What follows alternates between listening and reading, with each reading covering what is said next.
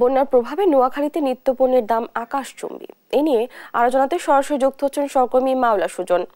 সুজন, জেলার নিত্যপণ্যের বাজারে বন্যার প্রভাব কেমন পড়েছে জানাবেন বিস্তারিত আমাদেরকে। নানা বলছিলেন যে বন্যার কারণ নিত্য বাজারে যে একটা প্রভাবের কথা বলছেন, তো আমি এখন দাঁড়িয়ে আছি নোয়াখালী জেলা শহরের যে প্রধান খুচরা বাজার রয়েছে নোয়াখালী পৌর বাজারে। তো নিশ্চয়ই আপনাকে জানিয়ে রাখতে যে বন্যার শুরুর সাথে সাথে এই বাজার প্রথম থেকে জলাবদ্ধতা ছিল, পরে এই জলাবদ্ধতা প্রচুর বৃষ্টিপাতের কারণে এবং উজাড় ঢল নামার কারণে যে বাজার একটি যে বন্যার মতো পরিস্থিতি সৃষ্টি হয়েছে। আপনি নিশ্চয়ই দেখতে পাচ্ছেন যে বাজারের যে অলিগলি রয়েছে, প্রতিটি অলিগলি বন্যার পানিতে সয়লাভ হয়ে আছে।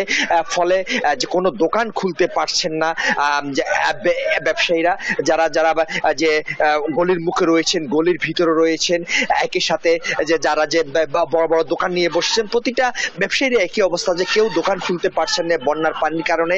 আর আরেকটি যে তথ্য হচ্ছে এই পানি আসলে যে বাজারে কি ধরনের পানি হতে পারে সবাই জানি আমরা। তো এই ময়লা আবর্জনার পানির ভিতরে আসলে ক্রেতারাও ভিতরে আসতে চাচ্ছে না, ফলে ব্যবসায়ীরাও তাদের দোকান বা প্রতিষ্ঠান খুলছে না। তো এই একটা স্থবিরতা বিরাজ করছে পুরো বাজারেই। না খুলছে সবজির দোকান, না খুলছে মুরগির দোকান, না খুলছে গরু গোশতের দোকান, তবে কিছু কিছু খোলা থাকলেও সংখ্যা অত্যন্ত কম। ফলে একসাথে ব্যবসায়ীরা যেমন লোকসানের মুখে রয়েছেন, তেমনি যে ক্রেতারাও পণ্য সংকটে রয়েছেন।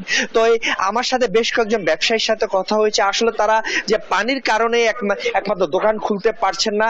যে পণ্য যাই পান বা না পান, কিন্তু তাদের দোকান খোলাটাই এখন একটা যে সমস্যা হয়ে দাঁড়িয়েছে। তো আমি এখন এই বিষয়ে কথা বলবো একজন পৌর বাজারের ব্যবসায়ীর সাথে। তার কাছে জানতে চাইবো আসলে যে বাজারে কি ধরনের অবস্থা বিরাজ করছে এবং এই পানির কারণ কি ক্রেতারা আসছেন না এবং আপনারা ব্যবসায়ীরা দোকান খুলছেন না। এই তো আসলে বিষয়টা হচ্ছে যে আমাদের এখানে যে জলাবদ্ধতা সৃষ্টি হয়েছে, কোনো দোকান মুদি দোকান তো খুলতেই পারছে না, প্রত্যেক দোকানের ভিতরে পানি। তাছাড়া কাস্টমারটা আসা পসিবল হচ্ছে না, যে জায়গা আছে সেখান থেকে সবাই জলাবদ্ধতার কারণে আটকা পড়ছে। যেমন কি আবার আমাদের যে দোকান যে স্টাফগুলো, ওরাও তো বাইরে থেকে বেরোতে পারতেছে না। আবার দোকানের সামনে শুরু করে একদম পুরাটা অনেকগুলা প্রায় 80% দোকানের ভিতরে হাঁটুর উপরে পানি। তাহলে এই এমন অবস্থায় মানুষ কিভাবে আসবে? সবাই হতাশাগ্রস্ত, কেউ পাচ্ছে না দোকান খুলতে, কেউ পাচ্ছে না সদাইপাতি কিনতে। সবকিছু মিলেই সবাই একটা মানুষের জনজীবনটা একদম স্থবিত হয়ে গেছে, স্তব্ধ হয়ে গেছে। ধন্যবাদ আপনাকে। তিনি যেমনটি বলছেন, আসলে মূলত পানির কারণে তারা ব্যবসা প্রতিষ্ঠান খুলতে পারছেন না। একই সাথে তাদের দোকানে যেসব কর্মচারী রয়েছে, তারাও তাদের ঘরে পানিবন্দির কারণে তারা বাজারে আসতে পারছে না। ফলে এক ধরনের ক্রেতা এবং বিক্রেতা উভয়ের মধ্যে স্থবিরতা বিরাজ করছে। পুরো বাজারে স্থবির রয়েছে বন্যার কারণে। এই হচ্ছে নোয়াখালী থেকে বন্যার বাজার পরিস্থিতি নিয়ে সর্বশেষ। দানা সুজন, ধন্যবাদ আপনাকে। নোয়াখালী থেকে সেখানকার বাজার দরের খবর জানাচ্ছিলেন আমাদের সহকর্মী।